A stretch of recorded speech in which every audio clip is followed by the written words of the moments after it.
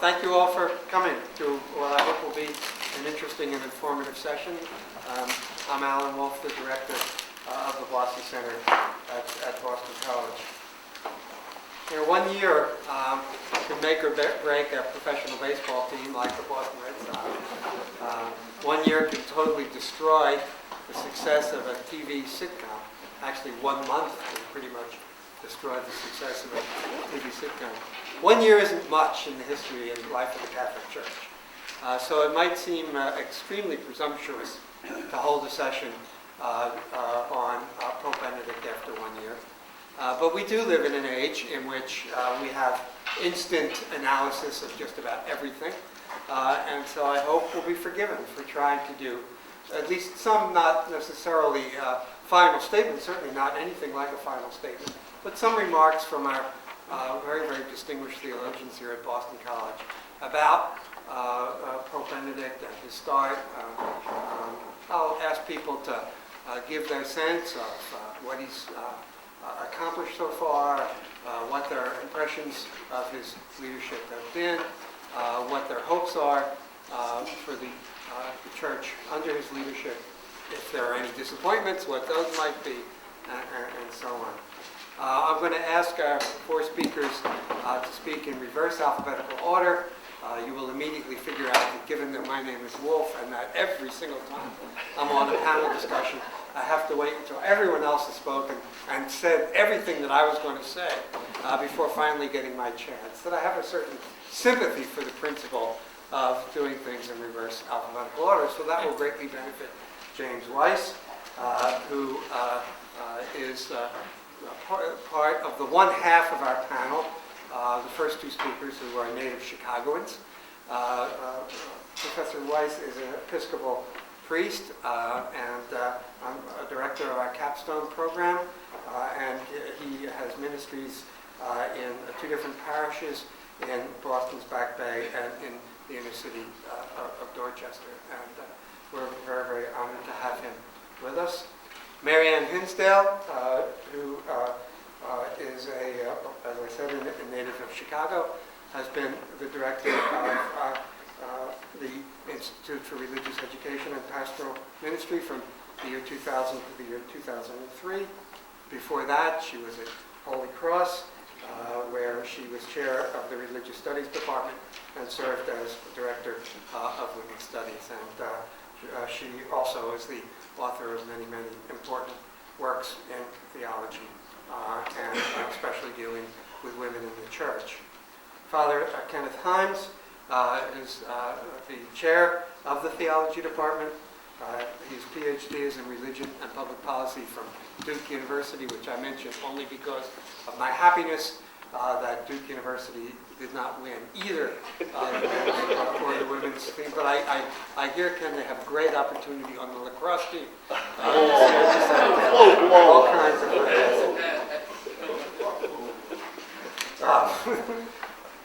Ken Himes is not from Chicago, but I understand from Brooklyn, a place where I lived for many, many years. Tom Groom is neither from Chicago nor from Brooklyn. You know where he's from the minute he opens his mouth. He's currently the director of the Institute for Religious Education and Pastoral Ministry, and of course a widely known author of many, many books dealing with issues of Catholic spirituality. So I will ask James Weiss to begin, and then we'll proceed in the order that I listed. Thank you. Good afternoon. Thank you, Alan. I'd like to present an overview of Benedict's first year from my perspective as a church historian and as a specialist in the modern papacy and the history of conclaves. And that will provide, I hope, a framework for my colleagues' more particular comments on specific aspects of Benedict. There's a chronological summary of highlights and themes that I've prepared, which is available as a handout, and I hope you have one.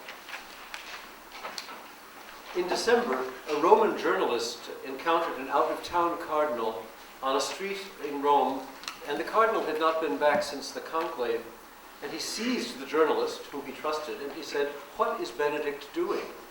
When is he going to make any changes?" The fact is that Benedict has kept a fairly low profile. So we must be careful in assessing Benedict's first year because his major agenda was already set by John Paul II. The World Youth Day, the Bishop's Synod on the Eucharist, the decree on homosexuals in the priesthood, and even the famous encyclical on love were already in the works. Benedict only finished up on John Paul's commitments, even though he had, of course, largely influenced them in the first place. And yet, if the substance of this first year has been predetermined, the style was not. Benedict's style brought a major surprise. He has not lowered the boom. He has not cracked down on persons or trends in the church, as expected. And on numerous occasions when he could have denounced the culture of relativism, he has conspicuously refrained from doing so. He has not even practiced his own liturgical preferences, even though he is known as a critic of the current liturgy. Let me give 3 compelling examples of his restraint. First, when his encyclical on love appeared, my Protestant friend asked me, what did he condemn this time? In fact, the encyclical passed up the chance to touch the hot-button issues and praised sexual love. Who knew? Second, at the World Youth Day, Benedict's major sermon encouraged the young to Eucharist and church, but he did not denounce contemporary youth culture as expected. And third, he has muted his positions on Islamic influence in Europe. Another point on Benedict's style. John Paul tried to be the pastor of the planet. Benedict tries to be a self-effacing steward of a tradition.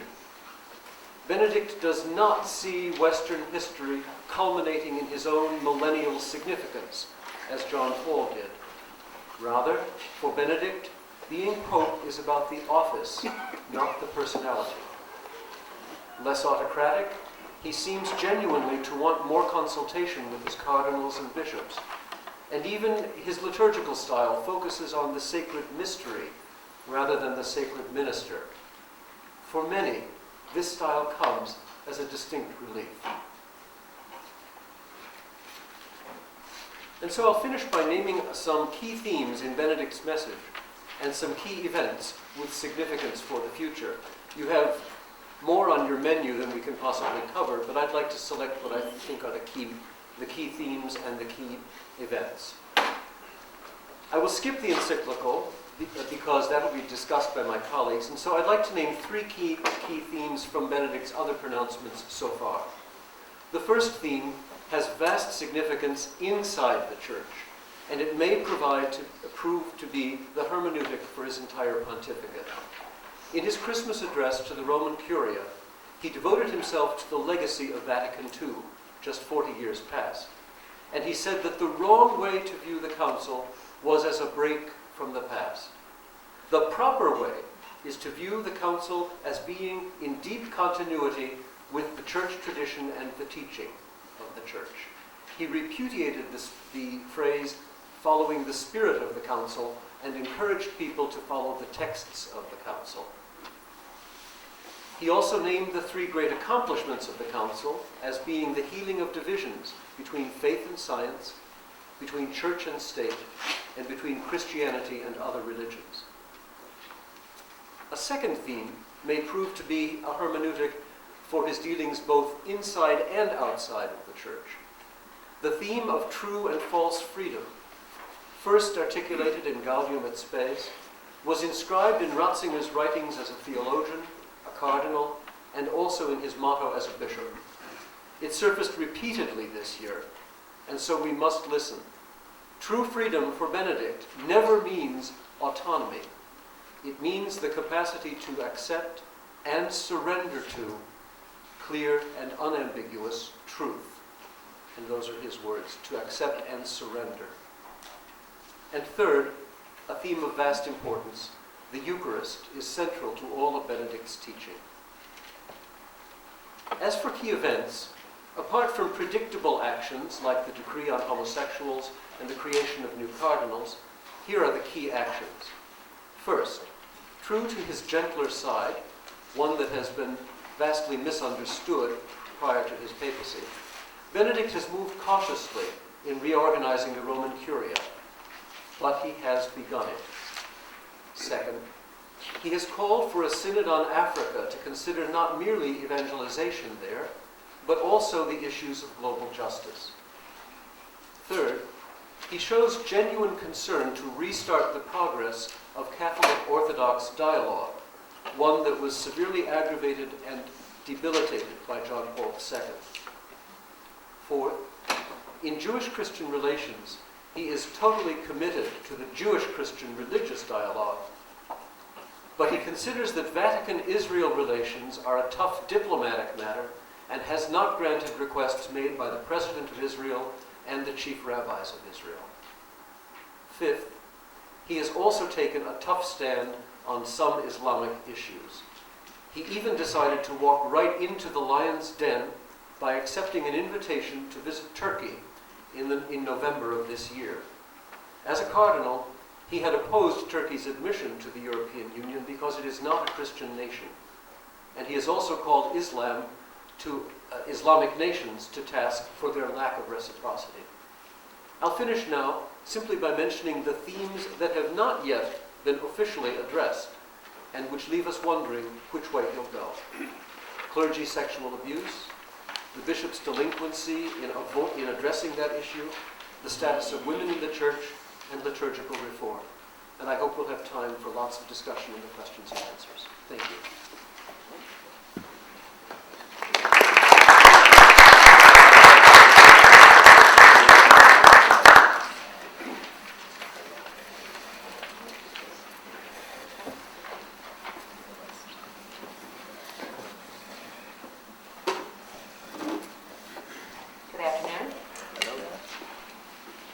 That time of year when students are writing term papers and exams and professors are grading them. I even see a couple of my students who are getting extra credit for coming to this panel in the audience today. Now, I love teaching, but I've always hated grading. Nevertheless, it's an occupational hazard that I've simply come to accept. So I thought I'd begin my remarks not perhaps as erudite and well-researched as my colleague Jim Weiss, by giving a Pope a grade for the first year of his pontificate. I do this with some daring. After all, I've already been proved wrong. Three of us were on a panel just before the conclave, and I predicted, or I espoused the hope that we would have a weak Pope instead of a strong Pope, and I don't think that has come true. But anyway, I thought I'd begin by giving the Pope a grade, and I want to say that I think he deserves a C+++. Now, that's not a grade that we give here at BC. And furthermore, lest I be misquoted, whoever's covering this for the Heights, listen up, or misunderstood, particularly in this era of grade inflation. I don't see Dean Quinn here, because I wanted to get credit for not giving something above a C.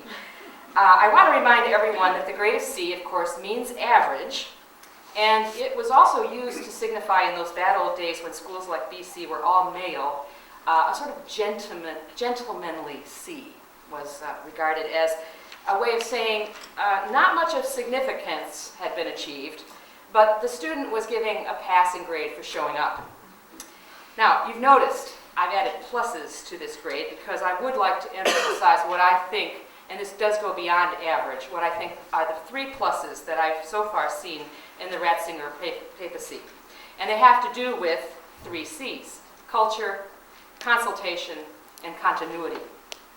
I'll leave it to you to ascertain whether you think these pluses constitute an above average mark. In the first part of this commentary, like Professor Weiss, I want to make a series of observations organized around these C pluses. In the second, briefer part, I want to indicate some hopes that I still hold out in relation to some other possible C work yet to be submitted. And those I'm going to express as concerns and challenges that I think this papacy still needs to deal with.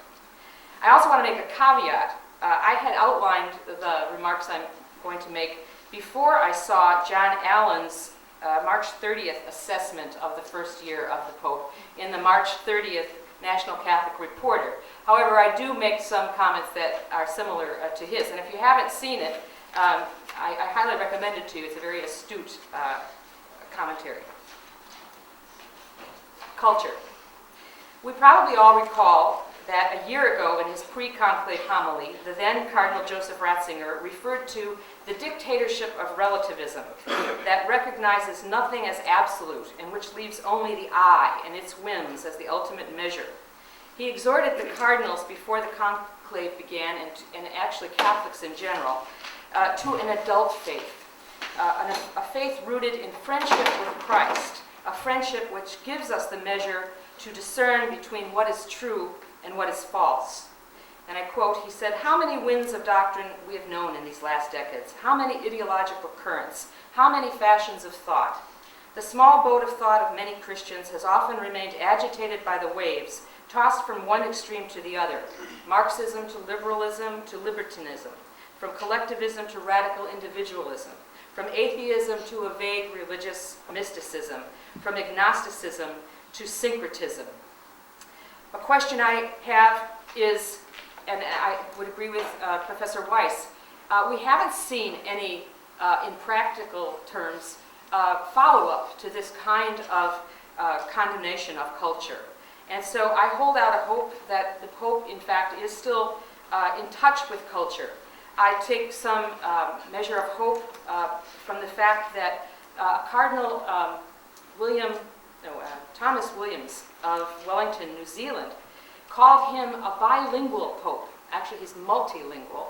But in fact, what he meant was he can speak the language of scripture and tradition and the fathers, as well as the culture of the barbarians. Now, you may not like that designation for us, but in fact, he has been listening to the culture. With regard to consultation, Benedict appears to be interested in consultation and the possibility of there being perhaps even a consensus on some of the divisive and neuralgic issues in the Church. For example, at the Synod on the Eucharist, he allowed a time for open discussion each evening, and issues such as ordaining married men and admittance to communion under certain circumstances of the divorced and remarried were voiced by the bishops present there. He seemed to be listening carefully to what the bishops had to say, though it must be noted that nothing, in fact, has changed on either of those two subjects. Also, at the recent consistory, in which he elevated 15 new cardinals, he noted that he wanted to discuss such issues with the cardinals as the late French Archbishop Marcel Lefebvre and his followers with regard to possible reconciliation within the Church, the situation of Islam. He also mentioned something that perhaps doesn't seem to be very important on our radar screen, namely the mission of retired bishops in the Church. However, I think in the United States context, given that the bishops who have just recently retired or who are retiring or about to retire are the last remnant of the bishops who were raised to the episcopate under Archbishop Jadot, who was the apostolic delegate at the time, really reflects a real possible change that perhaps Benedict is wanting to harness or muzzle these retired bishops who are still alive but do not have a specific role in the Church. That would be very problematic. Finally, the third C, continuity and contrast. Compared to John Paul II, I think there are a number of places that I see contrast. Benedict is a very humble man, and I say this having talked to a number of people who actually know him well. He is also very erudite and cultured and a true teacher, as well as, I would say, even though I am not in complete agreement always, a really good theologian. He knows his stuff. In the article that John Allen wrote recently, he said that it's interesting that although he lacks the charismatic leadership qualities that John Paul II has had, people still flock to hear him in his Wednesday audiences in which he is undertaking a new catechesis. And I've read several of these, and they are actually really well articulated, and there's nothing that I have found that I could theologically, in any case, disagree with. The concerns and challenges that I have, they complement actually these three C's of culture, consultation, and continuity. Will he really continue to listen to culture that comprises the actual experience of people? Here I am thinking, for example, of a person that was not appointed by him, was appointed by John Paul II, the head of the Congregation for Religious. It's a congregation that has a much longer name than just that, but that will do for now. Cardinal Rode, who is, I believe, a Slovenian cardinal. He was just one of the new cardinals named. And Cardinal Rode made some comments with regard to how he sees religious operating in the world. These are what we would colloquially call nuns or Catholic sisters. And one of the things he said that I found very disturbing was he said that after the council, the sisters basically have taken on a secularist kind of role in the world. And they need to return, in a sense, to the true meaning of their apostolic and consecrated life. And he would like to see, as is happening in the births of some new forms of religious life, a return to the religious habit, a return to explicit church activities, and would not like to see sisters as involved as they have been in social justice.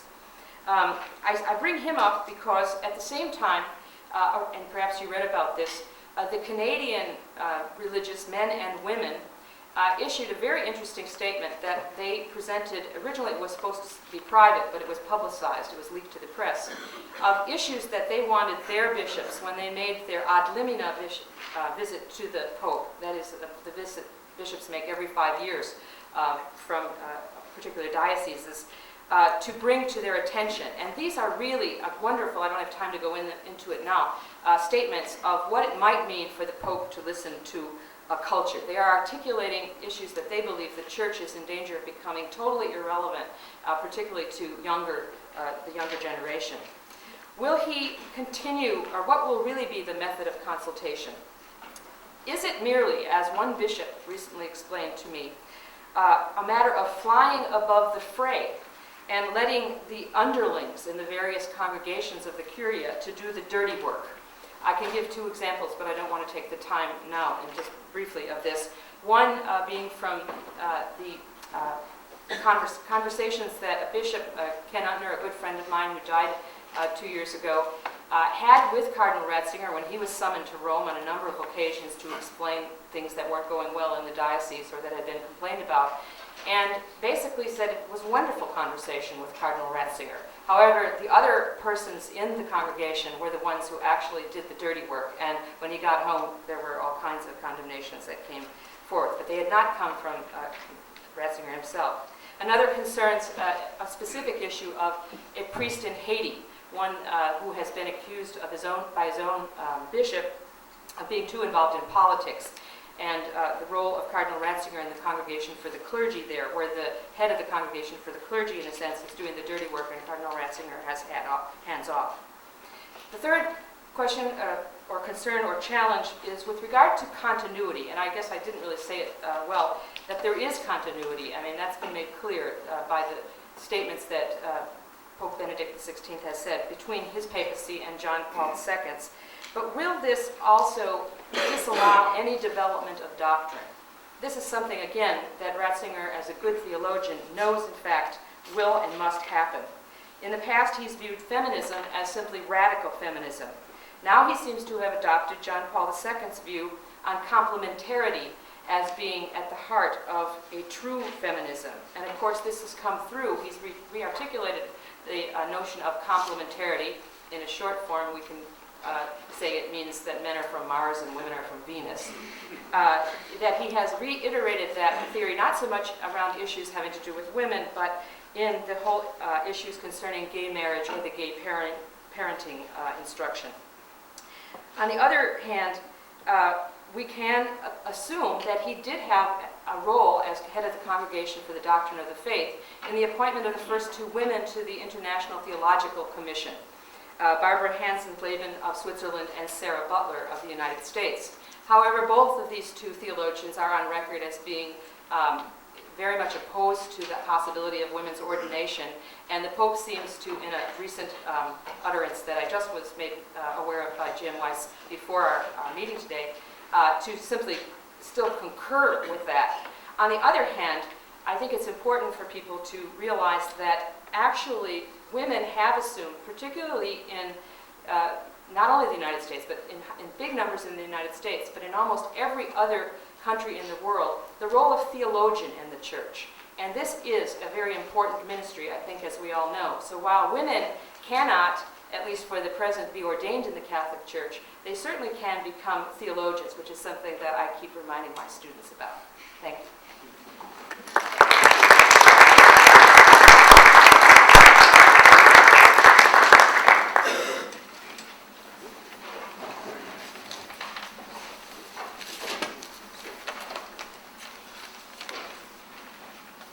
Good afternoon. I want to not repeat the comments of Jim and Mary Ann, although a number of the things they said I just allude to. But basically, I want to group my comments under three headings. One, the promise of this papacy. Second, a risk this papacy is running. And third, a certain foreboding that I have about the papacy. First, promise. As has been mentioned both by Jim and Mary Ann, among the things that has not happened in this papacy is any real crackdown on the theological community in any significant way. In fact, the most public act regarding the theological community was Benedict's 4-hour meeting and dinner with Hans Küng, the Swiss theologian who's been persona non grata in the Vatican for more than 2 decades. Küng had asked to have meetings with John Paul II on repeated occasions and was always refused.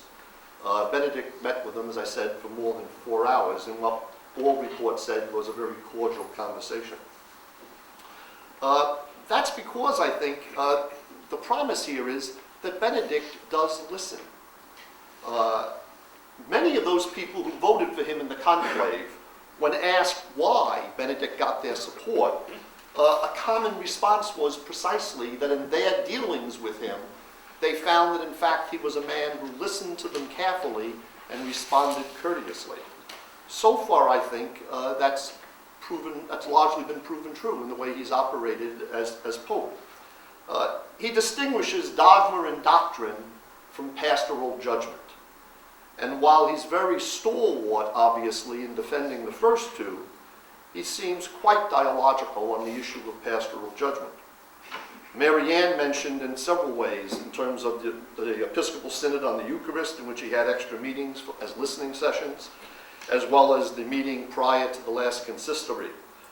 Jim mentioned the Special Synod on Africa.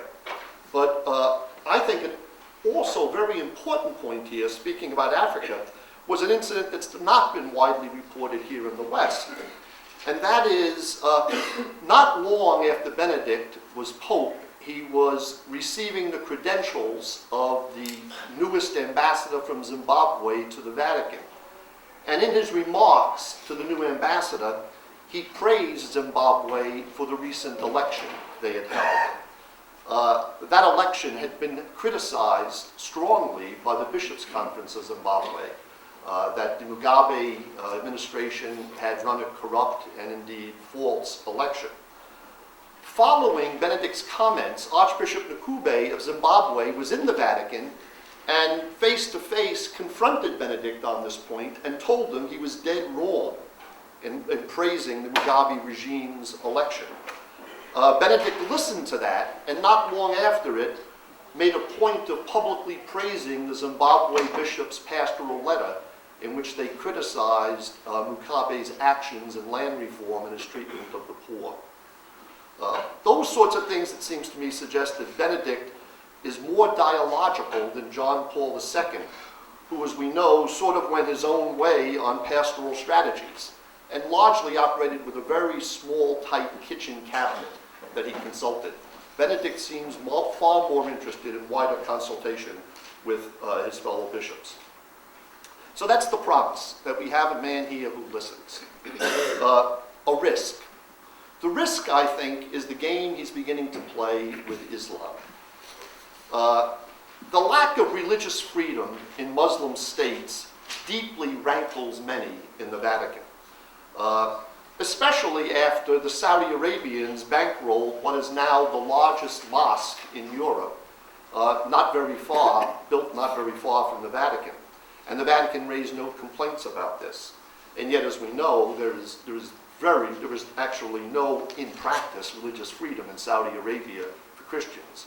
Indeed, members of Catholic religious orders cannot wear clerical garb on the streets of Saudi Arabia. Chaplains in the U.S. military must take off all religious insignia before they leave military bases in Saudi Arabia.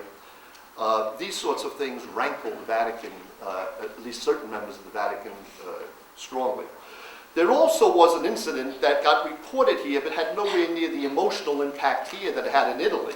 And that was the assassination of Andrea Santoro, an Italian missionary in Turkey, not long after the situation with the cartoon about the Prophet Muhammad.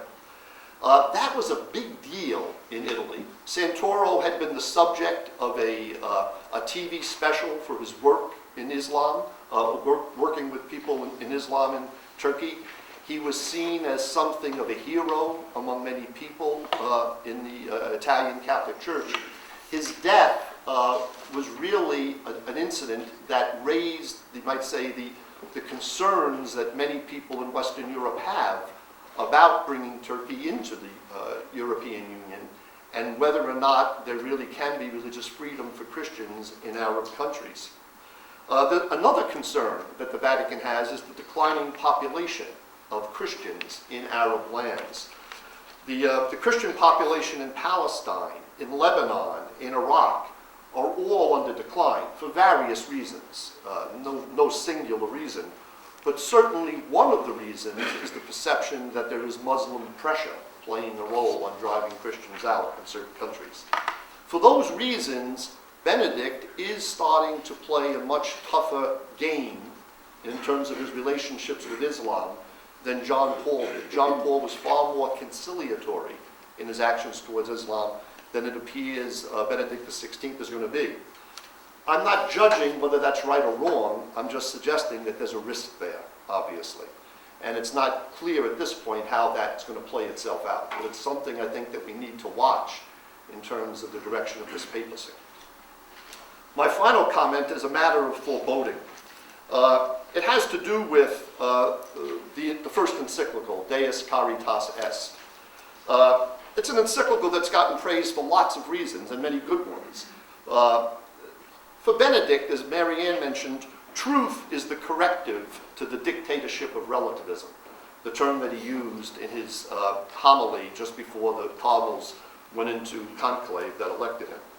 But the interesting thing is that the way that Benedict is presenting this is not truth being used coercively to bind people's freedom, but rather truth is the way to really love people well. There are truths about the human person that we ignore at our peril. Without truth, there can be no genuine peace nor real justice in society, according to Benedict. So truth as the condition for peace and justice were in fact the themes both of his first World Day of Peace message in January and then the annual address that the Pope gives to the international community of diplomats accredited to the Vatican each January. For Benedict, relativism undercuts moral truths that must be understood if we are to love smartly. An example here would be Benedict's insistence that human rights are universal. They are not just a Western cultural concept. This is precisely the reason for his concerns about religious freedom in Islamic nations. The encyclical was in many ways a laudable document, but there is an ironic emphasis on one point, and that is his, might say, exaltation of charity to the point of eclipsing justice. That leads to my comment about foreboding. Benedict suggests that the church does charity, the state does justice.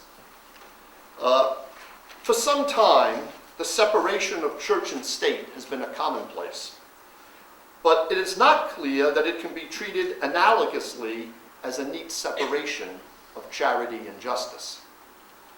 In his own commentary on the encyclical, 1 week after it was issued, Benedict said, quote, "Without engaging in politics, the church participates passionately in the battle for justice."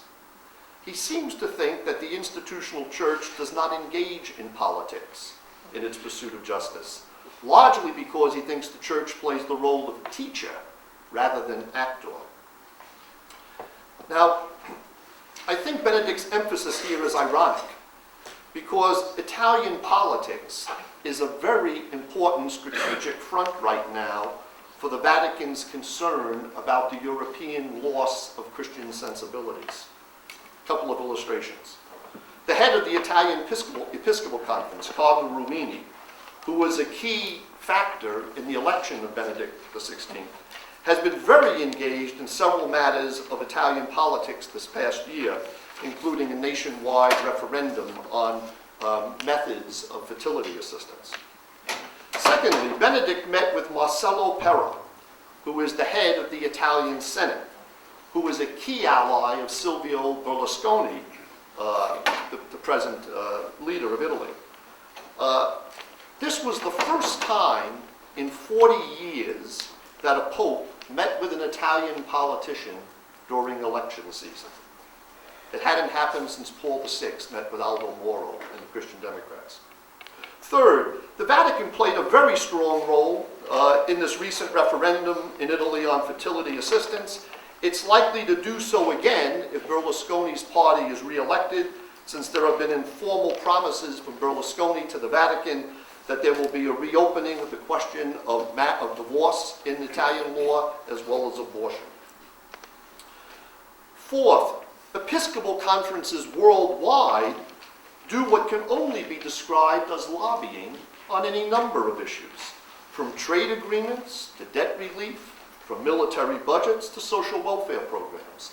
There are Episcopal conferences all over the world that are heavily involved in lobbying on these questions with their various national governments. Finally, the Vatican itself runs its own school of diplomacy, and in the last 100 years has played a role in all manner of negotiations between nations and within international organizations. Let me suggest that in closing, that better than Benedict's formulation in the encyclical, that the church doesn't do justice, the state does that because that involves politics, and we do charity. Better than that, I think, is the way Vatican II put the question in the Pastoral Constitution on the Church in the Modern World. That is, according to the teaching of Vatican II, clearly the church has no direct political mission. Indirectly, however, through its proclamation of religious teachings on creation, incarnation, Trinity, and other doctrines, the church has a political role. That is, defending human dignity, protecting human rights, promoting human unity, providing meaning to everyday life for human beings, are all spillover effects of the church's teaching on the nature of God and the nature of humankind. Such activity necessarily brings one into the realm of politics, and we should not apologize for that, nor act as if we don't do it. Thank you.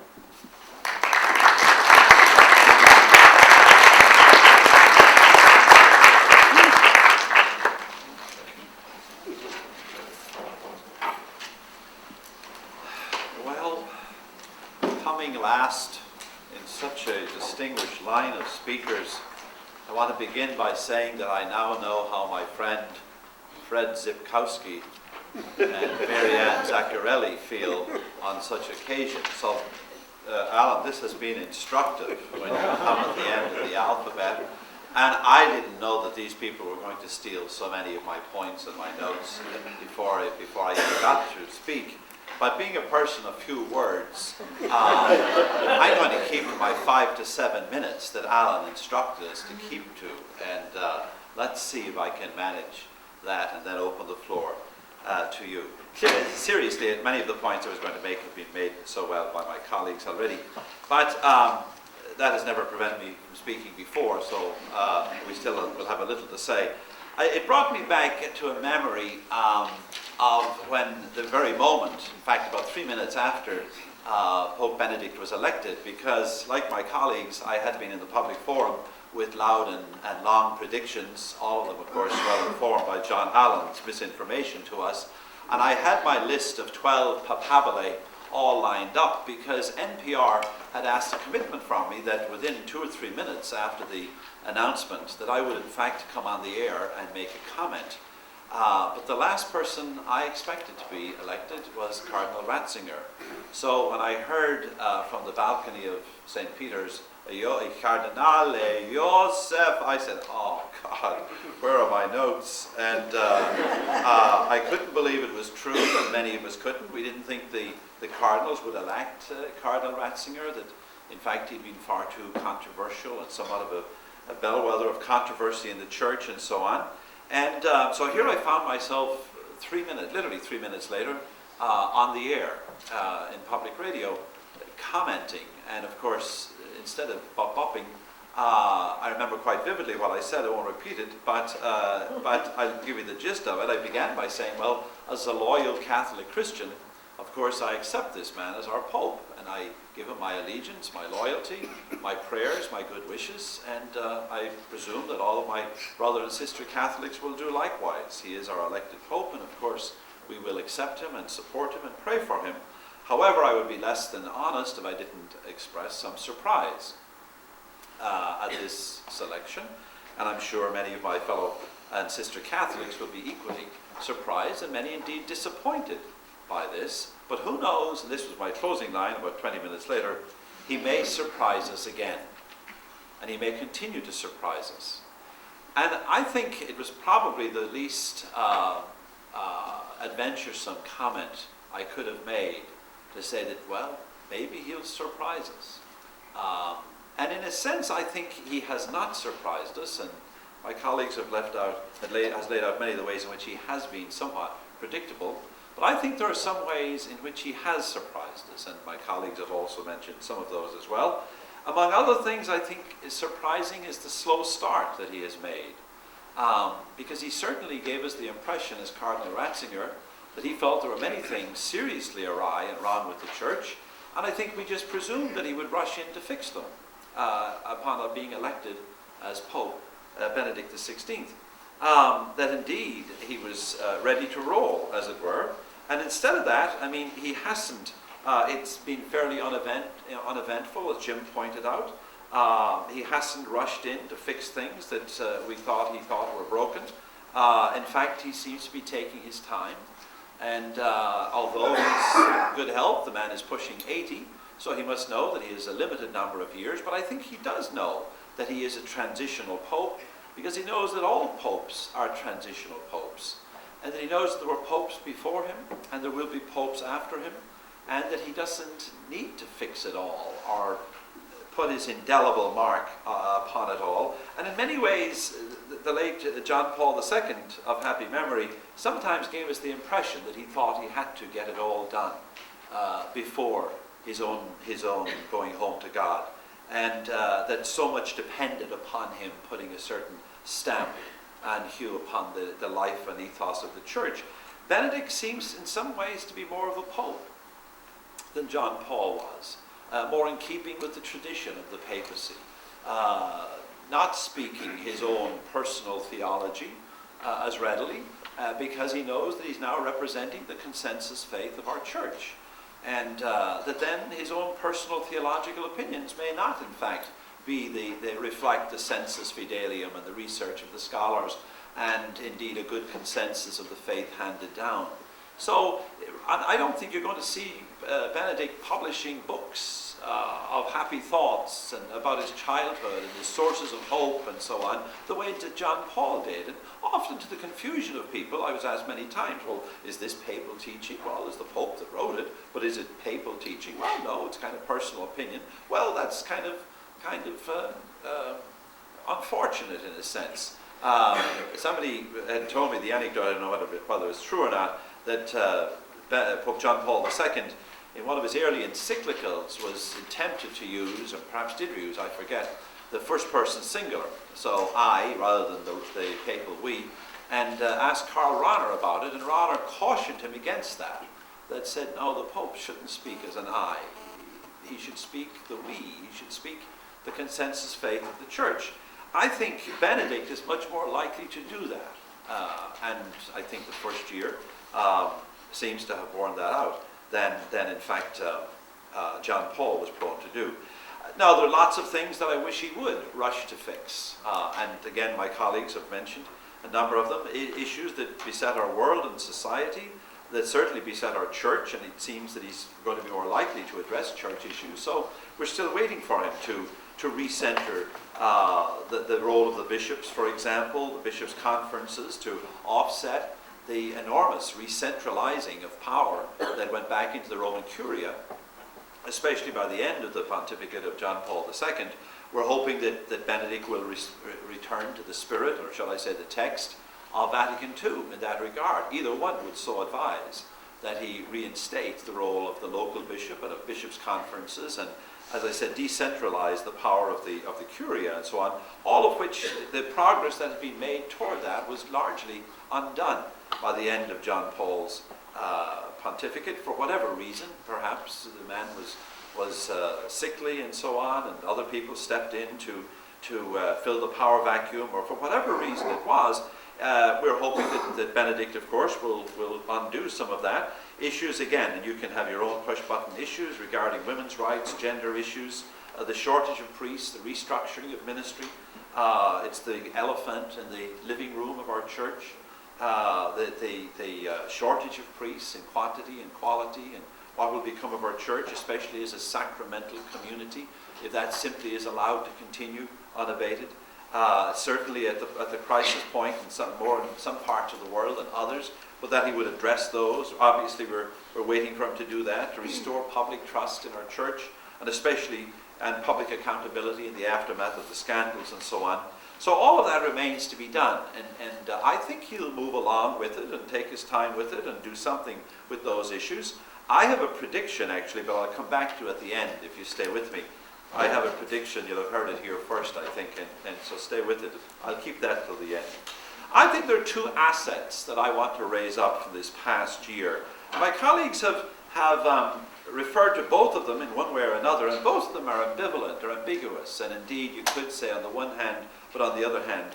But I want to go to my first asset that I think it will be a lasting legacy of his pontificate, even as the critiques that Ken has raised and the cautions about it are indeed well taken and in place. I think the asset of Deus Caritas Est is that he returns us to this foundation of our faith. In a sense, I wish he had written the first part of that encyclical and skipped the second. It would have been a brilliant encyclical if he had.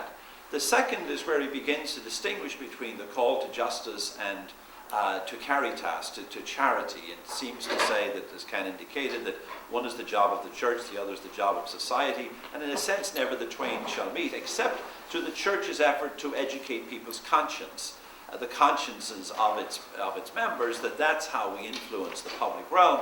And he even misquotes that old text of render unto Caesar the things that are Caesar, and to God the things that are God's, as the justification. And of course my scripture scholar friends tell me it's a complete misinterpretation of that text to use it to divide the secular from the sacred, or the church from society, or justice from charity, and so on. On the other hand, at the end of the encyclical, and then I'll come back to the first part of it where I think the asset lies, at the end of the encyclical he comes back, in a sense, it's as if he realizes that he cannot undo and doesn't want to undo the church's teaching in social justice.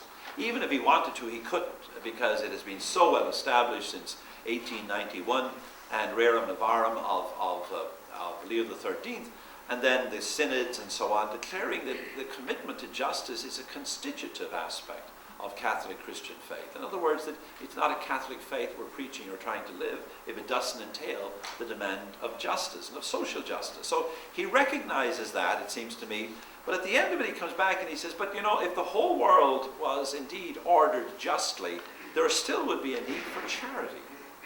And I was kind of taken by that maybe, given him a slight benefit of the doubt for now, that was his intent.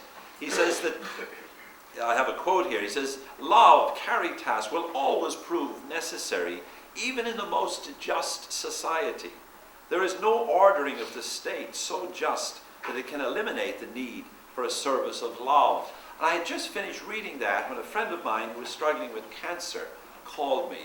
And I found myself offering the kind of sympathy and care and concern and prayers and assurance of solidarity and friendship that any one of you would offer. But I got off, when I got off the phone, I realized that in a sense, yes, even if justice prevailed in our society, there'll still be people who will come down with cancer, with dreadfully destructive diseases, whose relationships will fall apart, who will face the tragedies of life, and that even in the most just of societies, we will still be called to this mandate of charity. I suppose, but it'd be nice if he said that charity should be the icing on the cake of justice, rather than making it sound as if these are two different demands of the gospel, one to be fulfilled in society and one in the church. And of course, it becomes an issue for the sacramentality of the church when the church itself ceases to be just, or to be seen to be just in the eyes of the world. We contradict ourselves and become a less credible sign of that which we preach. However, in the first part of the encyclical, I love what he does, because in a sense, I think he's transcending the beliefs, the issues, the controversies that might divide us and for which he might chastise people, and instead is bringing us to this deep foundation.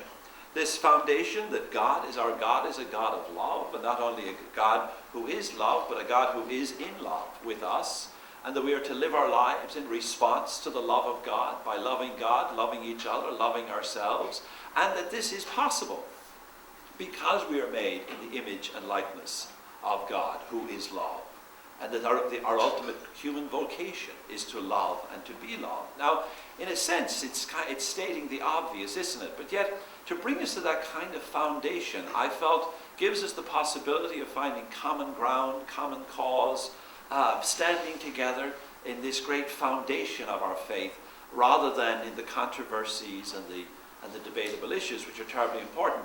Years ago, I was a young faculty member here. I came from doing doctoral work at Columbia and Union Theological Seminary, and Bernard Lonergan was never even on a reading list, never mind being required reading.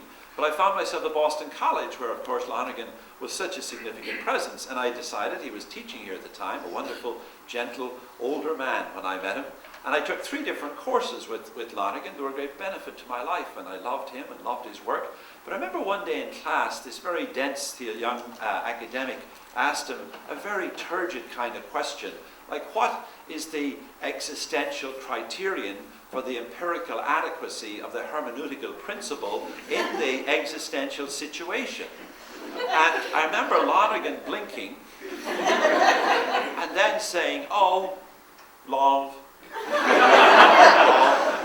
Love God, love your neighbor, love yourself. He always ended up, love yourself, heart of stone must become the heart of flesh.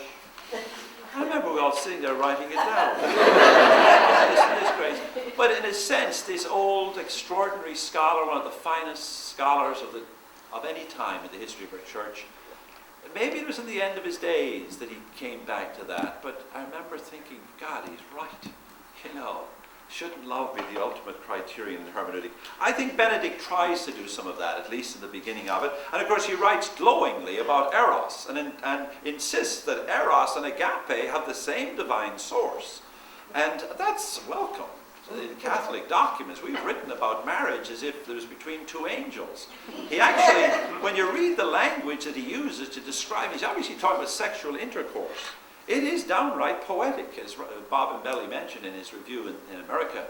It's a glowing, extraordinary language for human lovemaking. It's clearly written by a celibate, I would say, but that's not true, I'm sure. But it's just this extraordinary sense. Now he does say that eros has to be subsumed into agape. And again, those of you who are a little while married know that that's pretty much the agenda of the day, isn't it? And, but it's just an amazing... so if you read it, I would say read the first part of that and know that there's an extraordinary legacy there, even though the second part is controversial. My second asset, I'm not keeping my word thing, but let me just mention it very briefly. The second asset is this sense that there are great truths. Now, does he know as many of them as he claims to know? Are they as absolute as he thinks they are? But I find this pushing back against this dictatorship of relativism, even though Jim is right, he hasn't used the term since that election, that sermon that got him elected, in a sense. But yet, I find it terrifying if we move to a kind of an easy posture that all truth is of human construct and that it's all contextual and relative to the situation. I think that's an invitation to destructive ideologies that will rise up to terrify us and to destroy us. That there has to be non-negotiable truths upon which we stand and on which we ground our lives and for which we would give our lives. Otherwise, the relativity of it all. Now, we can caricature postmodernity as saying that, and of course lots of postmodern authors don't say that at all. Nobody's more adamant about the responsibilities we have to the other than Emmanuel Levinas, for example, a great postmodern author. So it's not as if postmodernity has called us into relativism and he's to push back against it, although he sometimes gives that impression. And yet, saying that no, there are great truths that are non-negotiable. I think that's an extraordinary asset and a service to us. There was a famous case some years ago, about 4 years ago, there was a report in the New York Times of 2 women philosophers at Brigham Young University. I don't mean to pick on Brigham Young, it could happen at any one of our faith-identified universities. I think, at least on a bad day it could. But 2 women at Brigham Young University in the philosophy department were denied tenure. And they took the university to court. And the university, in its defense, quoted their own writings against them, saying, well, you claim yourself that truth is contextual, that freedom is relative, that justice is a matter of construct. And in our context, our truth is the Book of Mormon, and you've clearly violated it and written against it, and contrary to its teachings, and therefore you're fired. But I thought it was so ironic that they could take the writings of these fine philosophers, people who deserve tenure by other criteria, and turn it against them. It's a slippery slope, and that he's pushing back against it, I think, is an asset. Oh, my prediction. You heard it here first. I could imagine him, because he knows the tradition so well, putting together a Blue Ribbon Commission to at least investigate the possibility of women being ordained to the diaconate in the Catholic Church. I think he's watching the developments in the Eastern traditions very closely, at least from what I can gather. And apparently our Eastern Orthodox brothers and sisters are moving fairly quickly as they move, to the ordination of women. Now, I have friends who would say that that would be pure tokenism, but I think it would be a lovely token. And we've always insisted in our Catholic theology that the diaconate is a participation in the sacrament of holy orders. And I think women being admitted to the diaconate would be very significant. I could imagine him, because he knows the tradition as well as he does, because he's the fine theologian that he is, and because of his efforts at rapprochement with the Eastern Orthodox traditions, he'll certainly be confronted by it. And I could imagine him even doing something about it. Of course, I've been wrong many times before. Thank you.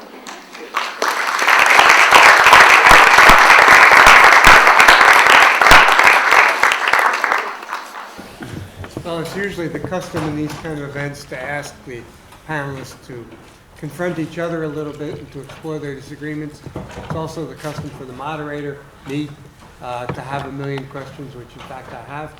But I actually think this is the time perhaps to break with those conventions and proceed directly to questions from the audience, because I really saw this event right from the very beginning as one in which we could, as a community, participate in the discussion. So if there are questions, and if people want to move to one of the microphones, Tim, well, do you want to start? Steve? Do any of you see significance in Cardinal Ratzinger's giving communion to Brother Roger Teze, who's not Catholic?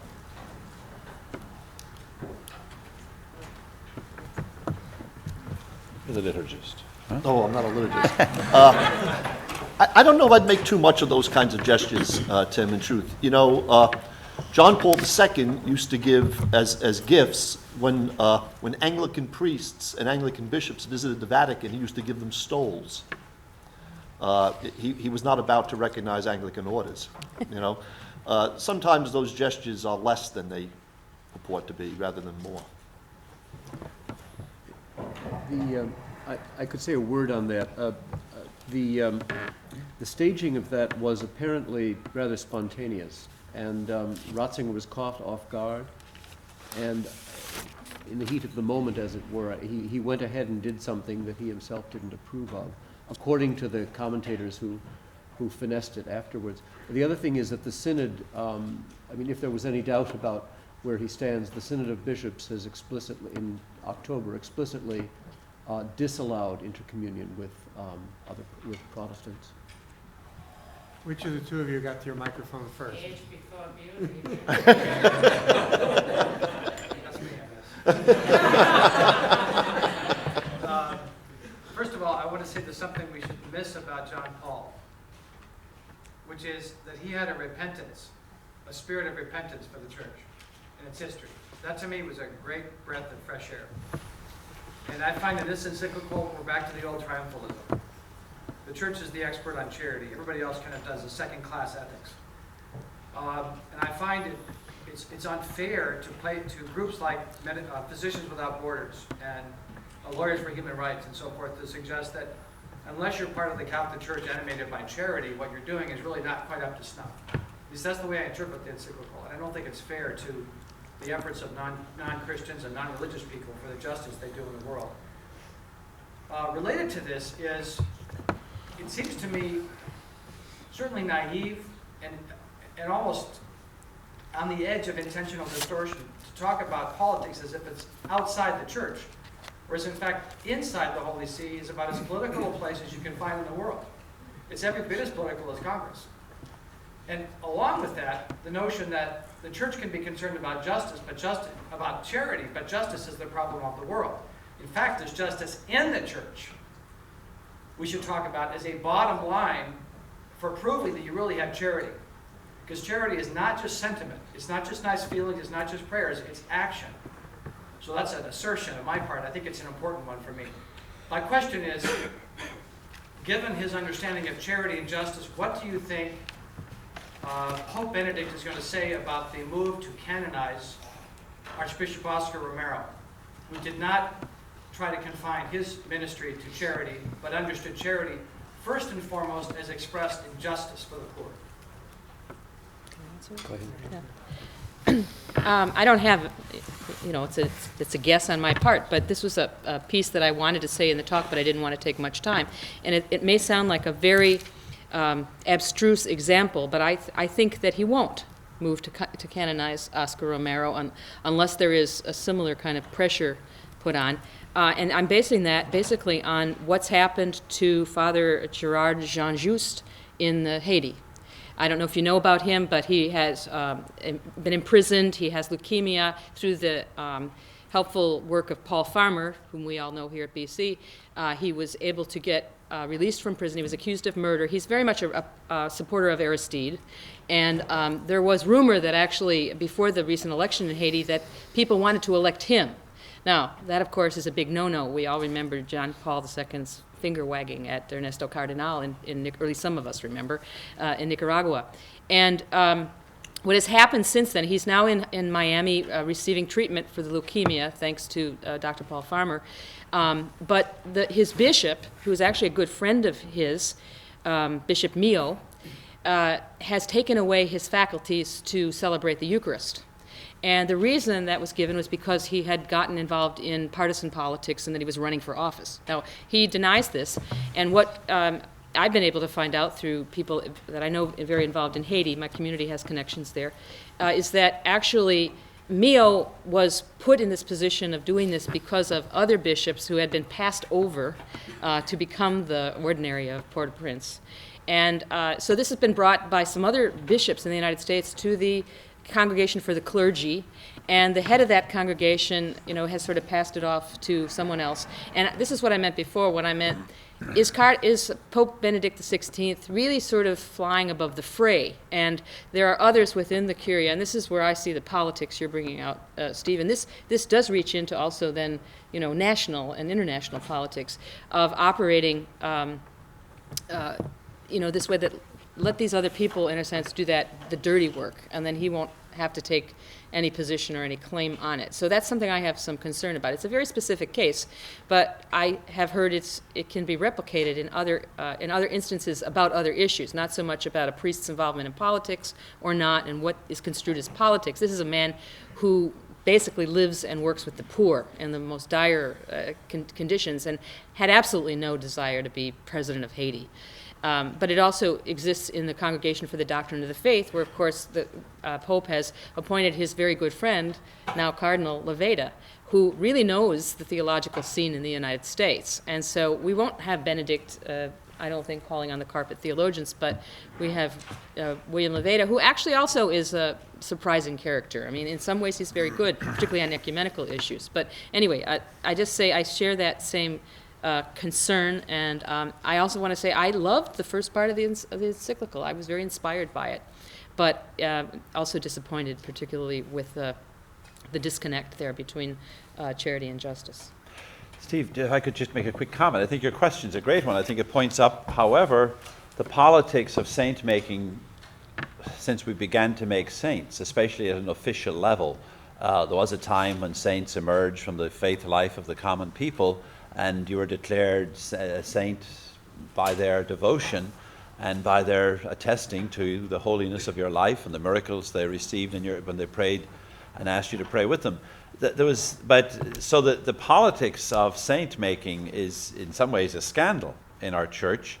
I mean, none of the great holy men and women that we have known throughout our lives, grandparents, great-grandparents, will ever be sainted unless they founded some kind of a religious order. They're the only ones, really, of the 400 and something that John Paul II raised to the altars. I think 412 of them, just about 98% of them, were people who had vowed religious communities of some kind or other, which is a great mode of sanctity in our tradition, but surely not the only one. It reminds me of the old lectionary or the old sacramentary, where there were virgins, there were martyrs, there were confessors of the faith, but then when it came to married people, Bridget of Sweden and Elizabeth of Hungary, they were referred to neither virgin nor martyr was the designation of them. They couldn't say married. Neither virgin nor martyr was a real achievement, but nonetheless. But my answer, though, my bottom line answer would be that I think if Oscar Romero, if his case proceeds and he comes up with the 2 or whatever it is now, 3 first-class miracles that are required for canonization, I think Benedict will canonize him. Will he lobby for it? I think he'll lobby for John Paul II. Will he lobby for Romero, or who will ever lobby for Dorothy Day? But I think my point would be, I think Romero Cardinal Benedict XVI is more likely to play by the rules than John Paul II was. For example, in the canonization of the founder of Opus Dei, who had one first-class miracle attested to by Opus Dei doctors, and even Cardinal Sodano, when he was asked why would John Paul canonize the founder of Opus Dei when he didn't have 3 first-class miracles, and Sodano said, the Holy Father, for sanctity, for holiness, indeed, the Holy Father can dispense from 3 first-class miracles, but I didn't know that he could dispense from holiness of life. Let me just, 2 quick comments, Steve. One is, I have no idea what he's going to do with Romero, and in a certain sense, it's not important to me. The man's life speaks for what it is, doesn't need somebody else to recognize it. But I think behind it, it's the reason I talked about a certain foreboding about this papacy, and that is, I think you find consistently as Joseph Ratzinger, and now as Benedict XVI, he has a great concern about what he calls horizontalism. And that is, he's very concerned that the church so talks about social action that undercuts verticality in terms of the relationship is so much one's relationship with one's neighbor that he sees that as leading to a neglect of one's relationship with God. And I think that while surely that's something that we ought not to espouse, it seems to me that what it leads to is these great reservations about justice talk and about politics. I think undue caution in that regard. Let me just utter then one little demur about all the praise we're giving Deus Caritas Est. I think it is one of the better encyclicals we've had in recent times, but I'd like to fault it not so much by what it says, but what it omits. And that is, even in that first part that Marianne and Tom have been praising, and I agree with it, let me just cite one little point that I find very odd. In the entire encyclical, the word philia never shows up. He talks about eros, he talks about agape. He never talks about philia, never talks about friendship, never talks about love that's genuinely reciprocal. And I think that's a real shortcoming in his understanding of human law. I agree with all of your comments on Deus Caritas. That's the end of my comment. My question is, I went to hear Bishop Dumbledore last night. He, after making the statement that the church cannot change without impetus from the top, he then said, I do believe, however, it will reform itself. And eventually, toward the end of his speech, he dwelled on the subject of the sensus fidelium. This is how it will reform itself, by pressure from below. Now, he didn't go into detail on how one might energize that pressure from below. I'm voice of the faithful and trying.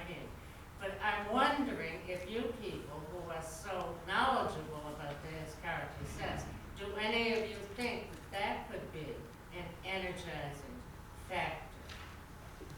If your average Catholic owned this encyclical, could it be an energizing factor? Jimmy hasn't spoken. Jim. You want to say anything? I don't know why they're all turning to me. Well, You haven't spoken yet. Well, I concur with my colleagues that the second part of the encyclical is a disappointment. Having studied Protestant theology, something I always try to present to my students as something that's part of the larger picture, I thought the remarkable thing of the encyclical was that it agreed with a major Protestant theologian in the second part of the encyclical. It agreed with Reinhold Niebuhr that charity and justice are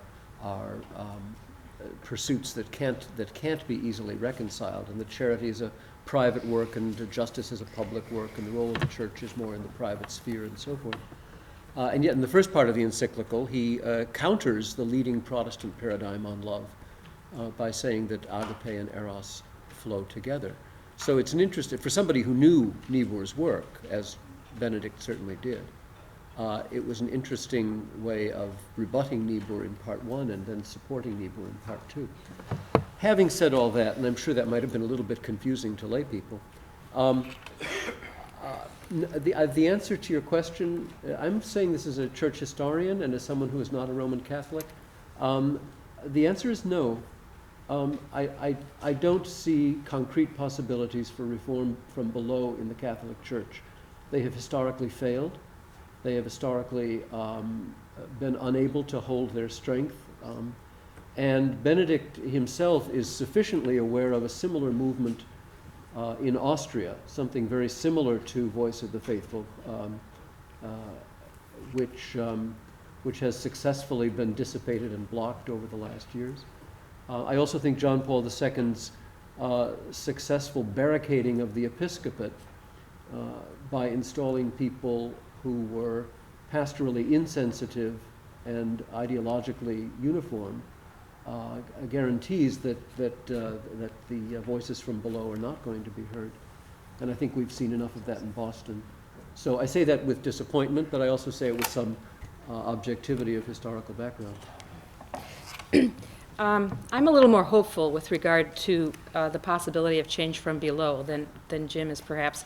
However, I do think that one major problem, and I don't think it's going to come from this encyclical, what you're looking for. One major problem is that we have wonderful rhetoric about the sensus fidelium, but we don't have structures, official structures that actually work because they're all at the, pleasure of the bishop or the ordinary of the diocese for them to be implemented. However, we have actual instances, current and past, that I would like to suggest are dangerous memories that need to be lifted up, particularly in the North American Catholic Church, where we have had what this is not my original idea, but what Brad Hinsey, a theologian who teaches at Fordham, has called practices of dialogue in the Roman Catholic Church. Among these various cases that he gives are the grassroots reform groups that have grown up since Vatican II, like Voice of the Faithful, like Call to Action, like Future Church. Also, the initiative of Cardinal Bernardine, the Common Ground Initiative, which has actually had criticism from the episcopate Cardinal Law among them, for example, but other examples such as the pastoral letters of the Episcopal conferences in the United States, which involved a process of consultation, which from my point of view as someone who teaches ecclesiology was really a way of sort of mining, tapping the sensus fidelium. There are graduate students in our Department of Theology who are very interested in this topic. One of them I see sitting in the back. And I think the more that people, including people in the pews, can get to know that we actually have concrete instances of this and keep reminding ourselves about them. One famous one was the bicentennial consultation of the U.S. Catholic bishops in 1976, which was the original call to action, where we had people from all points of the spectrum in the Catholic Church in the United States coming together with proposals, but then it scared the pants off, or the skirts, maybe I should say, of the bishops when it came to implementing them. And so I think that there is stuff in our history. This is why history is so important. But we need to keep lifting it up and reminding ourselves about it, including even the failed pastoral letter that was attempted to be written on women in church and society. So I still have hope. I also want to mention women religious is another case that Hinsey points out in his book. They operate according to structures of dialogue. All religious communities do, but I think especially women religious, because there isn't a clerical model, in a sense, in those communities that we have a lot to learn from, not only from them, but any groups that are about this kind of change and modeling it, I think gives us some hope. Actually, something else occurs to me to respond to. We tend to focus so much on the American scene. I wish I shared Mary Ann's optimism, and I don't.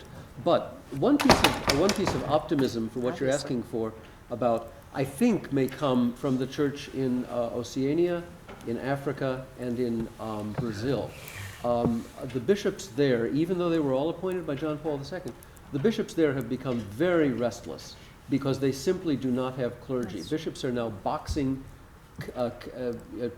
tins of communion wafers in old biscuit tins from Great Britain and sending them out to their distant islands, even though they have catechists who are willing to be ordained, male catechists who are willing to be ordained. And apparently the restlessness coming out of Africa, one of the reasons for the synod he's called, Oceania and Brazil, is being heard in Rome. It's not being responded to. But how long they can simply sit on the fact that the bishops want to ordain married laymen is open to question.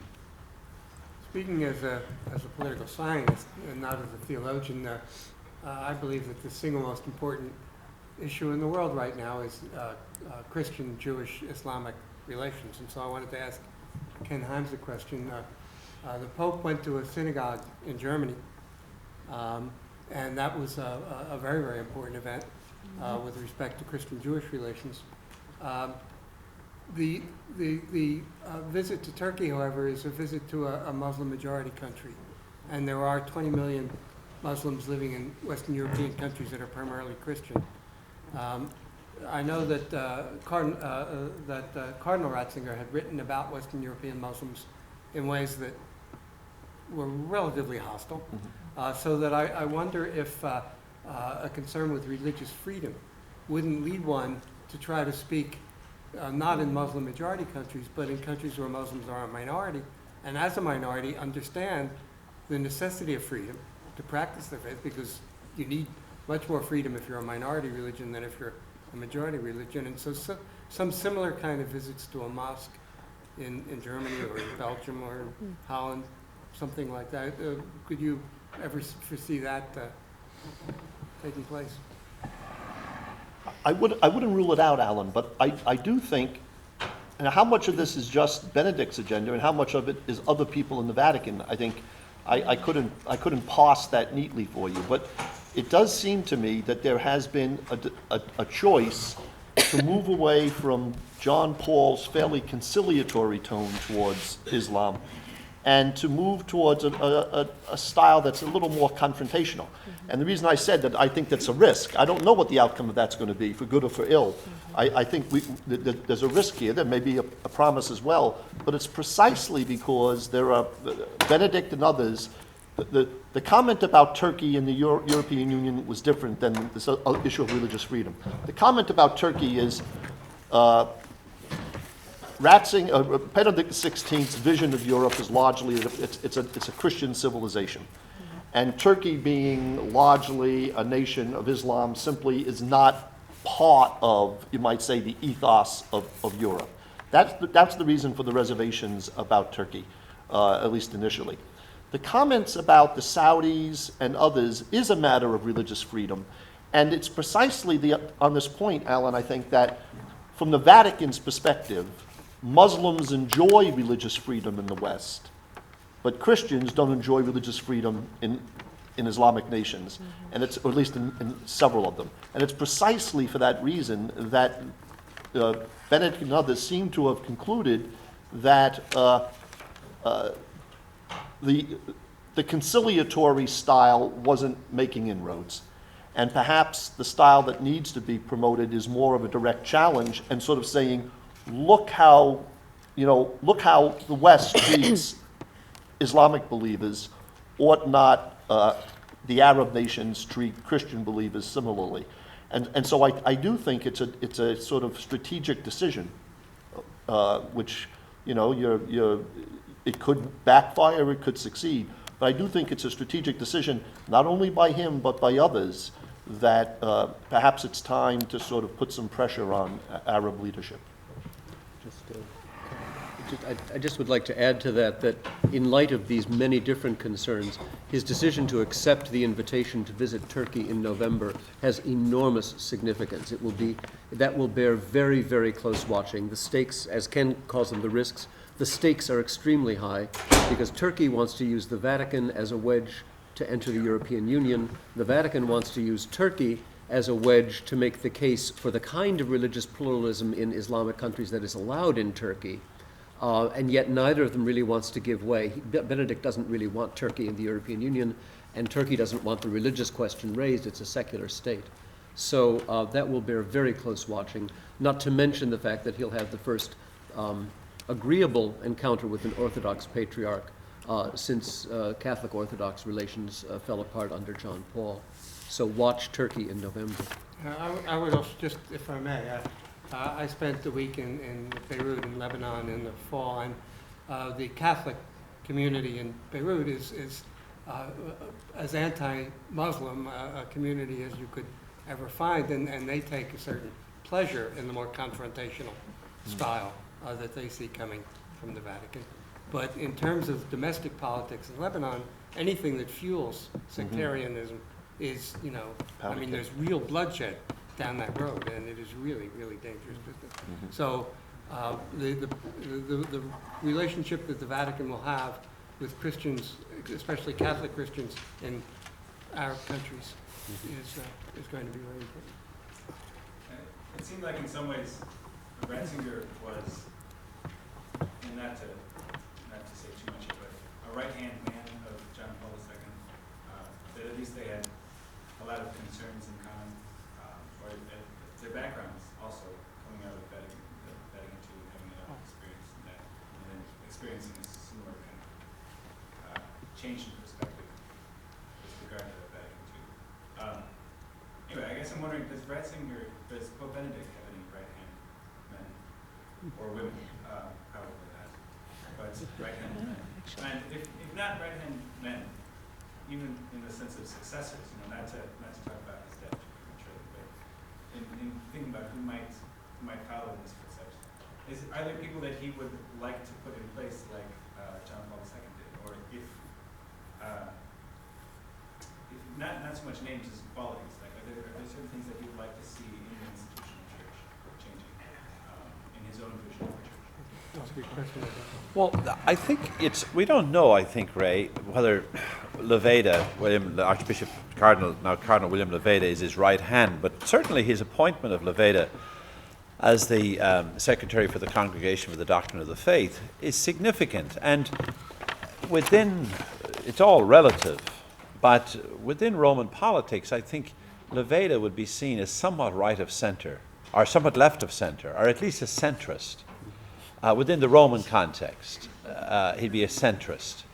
So he's not right of center, where Ratzinger himself was typically identified. So in a sense, as I said, this is all relative. I mean, it depends on what you mean by the center. But Levada would be imagined, at least, as slightly to the left of, that's your left, of course, slightly to the left of Ratzinger himself. And even his handling, Levada's handling of the gay adoption issue in San Francisco over the years, as he said himself, he tried to make prudential judgments. Now that he's on the hot seat for it, unfortunately, he's taken another stance. But whether Levada takes on that kind of power with Benedict that Ratzinger had with John Paul remains to be seen. But I don't think he's going to try to groom, to coin a phrase, his successor. I don't think he's going to, because in a sense, John Paul handpicked Ratzinger, and in a sense, now with hindsight, of course, with foresight, I didn't foresee this, but with hindsight, in a sense, he was an inevitable choice. I doubt if Benedict will leave that kind of person in place. I think this is where I said I think he's more likely to be papal rather than grandstanding. And I'd like to think that he doesn't, and I wouldn't be surprised if in fact he leaves, that the next conclave will be a much more open conclave than the last one was. Just a brief comment. I get this email every day from the Vatican. I must have signed up for it somewhere. And it basically tells you everything the Pope is saying, and it's right from the Vatican website. You can get it. And one of the things I look at all the time is sort of who are the episcopal appointments, if I know anybody, not personally, but auxiliaries.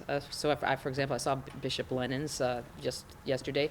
And then it says who the Pope is meeting with. And I noticed that he meets with Cardinal Levada every week.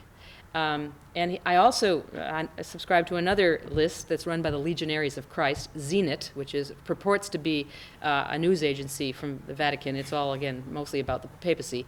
And in it, I saw a little fracas about Cardinal Ruini, who was trying to basically, he's going to retire, and so he's the head of the Roman Episcopal Conference of Italy, and he was trying to sort of send out a referendum, I guess, saying like, who would you like to see as head of this? Which was actually something it's the Pope's prerogative apparently to have some say about this in the Italian ways of things. And so he was not exactly reprimanded, but the Pope then made a statement about how this was going to happen.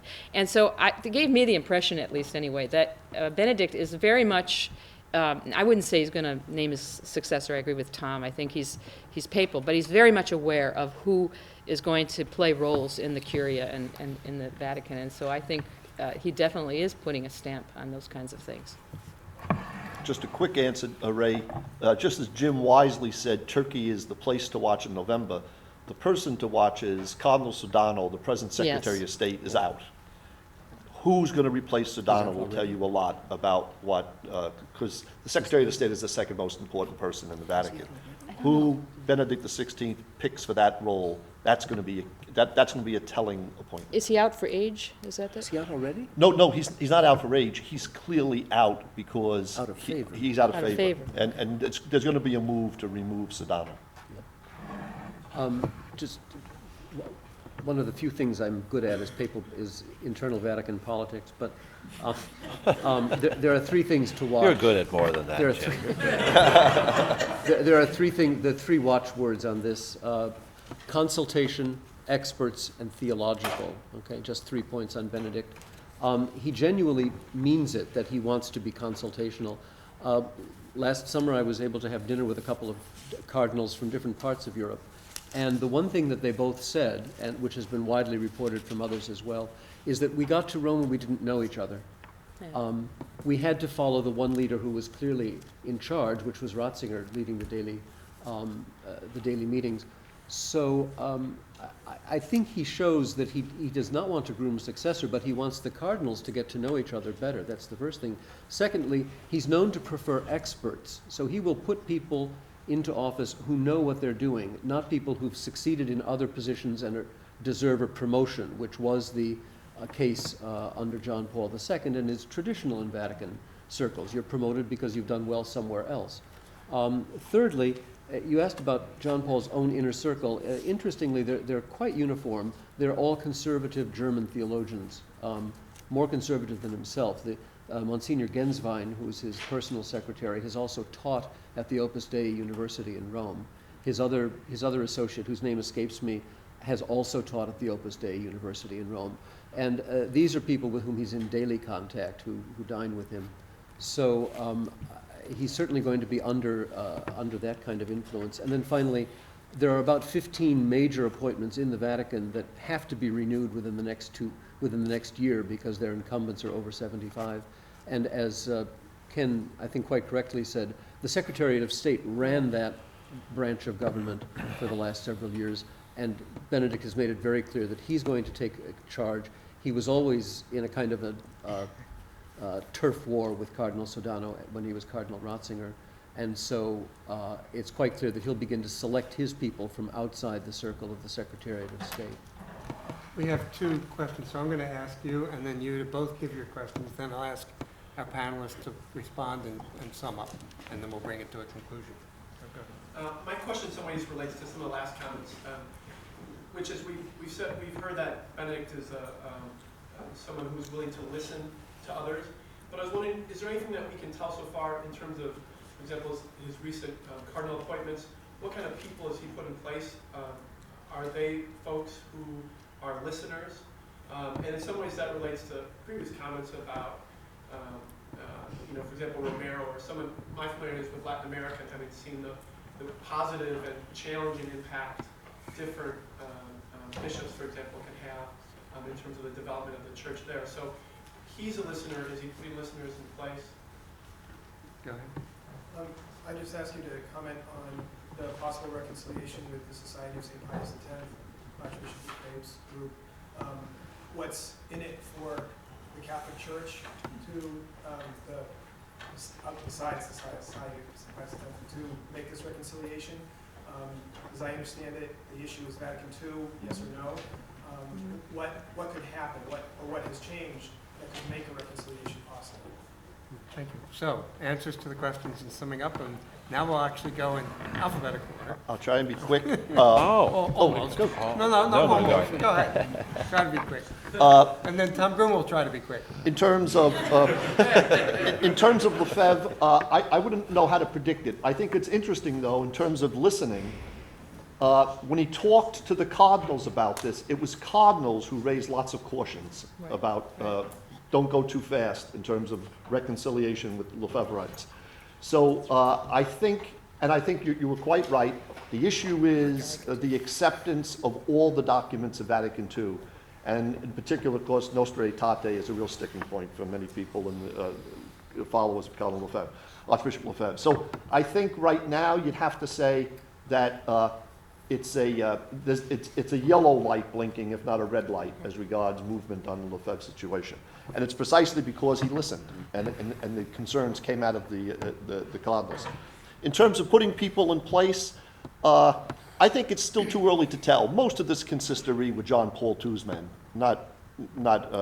He inherited most of these choices that he had to do. So I think it's just one of those things. It remains to be seen who he'll put in place. I do think, though, that one of the things that's interesting is there were widespread rumors that after the synod on the Eucharist, Benedict XVI was quite unimpressed by the quality of intellectual depth that he's heard in the discussions from the bishops. And I think, given the history, often in Germany, of having scholar bishops, I think you may find that he's going to be looking for people who bring a little bit more intellectual wherewithal to the episcopacy than the tendency that's been the case in many various episcopal conferences, where they appoint people who are good managers, good bureaucrats, good organizational types of people, or good pastoral people. That he's going to be looking for people who bring some intellectual depth to the hierarchy. 3 quick comments. The fact that he reached out to Hans Kung and to the Lefebvrites, I think bespeaks a more Catholic church. Indeed, an inclusive one where all are welcome, left, right, and center. I agree with Ken, if the Lefebvrites return, they have to accept the documents of Vatican II in spirit and in text. Second question, I don't think there were any surprises in the recent consistory of cardinals. I was asked, but isn't it a surprise that the Archbishop of Boston isn't it surprising that Sean O'Malley was made a cardinal? I said, no. If the Bishop of Worcester or Fall River was made a cardinal, that'd be a surprise. But the Archbishop of Boston, you expect him to be a cardinal. The only possible surprise or positive sign there was the Archbishop of Hong Kong, who apparently has been stalwart in his championing of human rights on mainland China, and it clearly was a signal on Benedict's part that he supported that project. My closing comment is that I think he may continue to surprise us. He may also continue to disappoint us. But I think we've been fairly surprised this first year, and I think it will continue.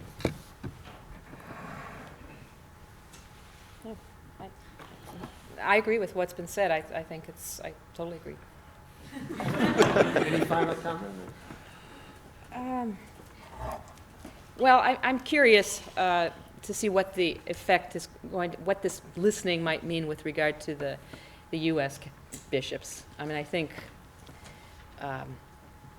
there's a problem there with regard to even knowing, where the Episcopal Conference is right now today, and who does represent these kind of, more educated voices. I mean, I think the Episcopal appointments, by and large, in the United States have been abysmal under John Paul II, and so it'll be very interesting to see who's going to exercise the kind of power that you saw exercised by Law and Regali, and I mean, they're in different places or in some in the same place.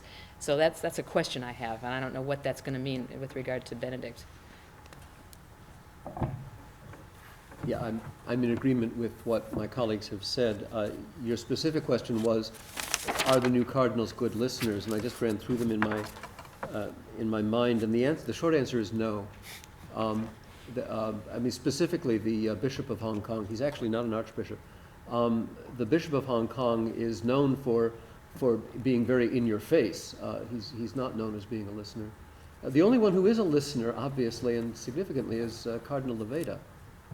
His time in San Francisco was plagued by issues with the gay community, and he rode them out very harmoniously, to the surprise of many.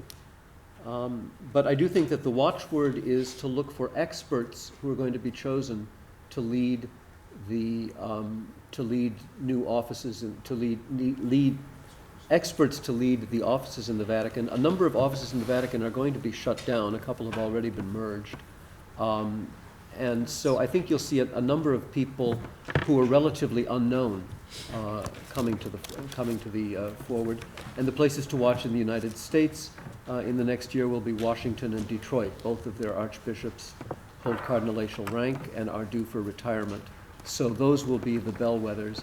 An initial suggestion about the new Archbishop of Washington is very discouraging, but that's just at the stage of ecclesiastical gossip. But those will be the two appointments to watch. Well, I think all your comments suggest that we should reconvene in another year. Make it an annual event. God willing. See where we are. I know that Pope Benedict is quaking in his pants, waiting to be evaluated by us here at Boston College. She's even going to be. She's even going to be. I think it's enormously important that we hold this kind of event, and I just speaking for myself, but I'm sure for the people in the room, I'm enormously grateful to the four of you for coming this afternoon and sharing.